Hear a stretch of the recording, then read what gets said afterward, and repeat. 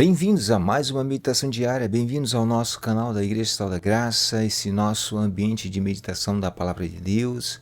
Você é o nosso bem-vindo, nosso bem-aventurado de estar mais uma vez juntamente conosco.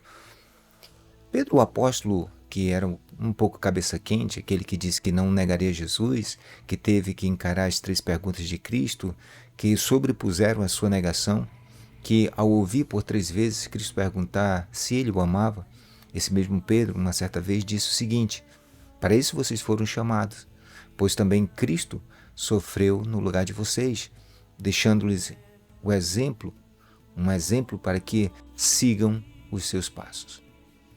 Quando sou atingido pelas tempestades da vida e percebo que a minha fé vacila, a minha coragem diminui, muitas vezes eu corro para Mateus 14, 22, 23. Jesus vê os discípulos em meio a uma tormenta, ele vê a angústia e a luta que eles travavam em alto mar.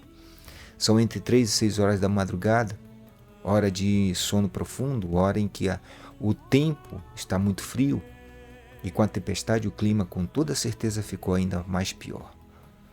No entanto, é nesse momento, no momento de maior angústia, de maior aflição, que ele vem na direção dos discípulos, caminhando sobre as águas.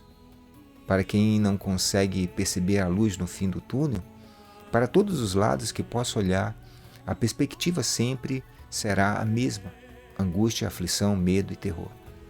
Até o que parece ser a esperança, a solução, passa a ter um manto assombroso.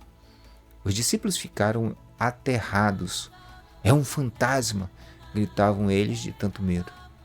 Foi preciso Jesus aquietar seus corações, dizendo: coragem, sou eu, não tenho medo. O legal dessa cena é que Cristo passa de assombração para a esperança num piscar de olhos.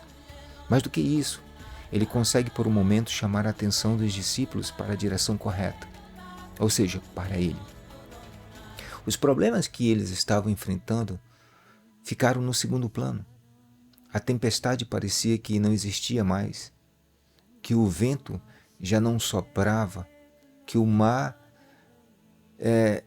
não estava mais tão revolto. Cristo ele cria um vácuo existencial na vida deles que se amplia ainda mais com a atitude de Pedro. Pedro, sempre impetuoso, decide tirar a prova para saber de quem era mesmo aquela voz. Se és tu, manda-me ir a teu encontro por sobre essas águas. A fé hesitante daquele si receoso logo se reduz a um pavor quando Pedro começa a andar na direção de Jesus. Da mesma forma que a tempestade desapareceu da mente deles quando eles estavam com suas visões direcionadas para Cristo, a tempestade retorna para Pedro quando Pedro desvia seu olhar para contemplar as águas. A distração é o mal do século. Os homens têm tirado os olhos de Cristo para contemplar as futilidades que afundam o homem no lamaçal do pecado. O seu grito, Senhor, socorre-me, pois pereço, encontra nos braços de Cristo a resposta.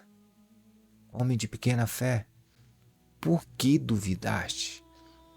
De certa forma, encontramos consolo sobre o fato de Pedro afundar como uma pedra, pois como ele mesmo falou, Cristo nos deixou o exemplo para que pudéssemos segui-lo e assim sermos aperfeiçoados, sermos aprimorados ao ponto de que o medo que sentimos aos poucos vá sendo desfeito na medida em que seguimos os seus passos sobre a tempestade. Que possamos seguir esse exemplo, que possamos seguir o exemplo de Cristo e assim ultrapassar a tempestade. Que Deus abençoe a todos, fique com Deus e até a nossa próxima meditação diária, se Deus assim nos permitir. Até a próxima.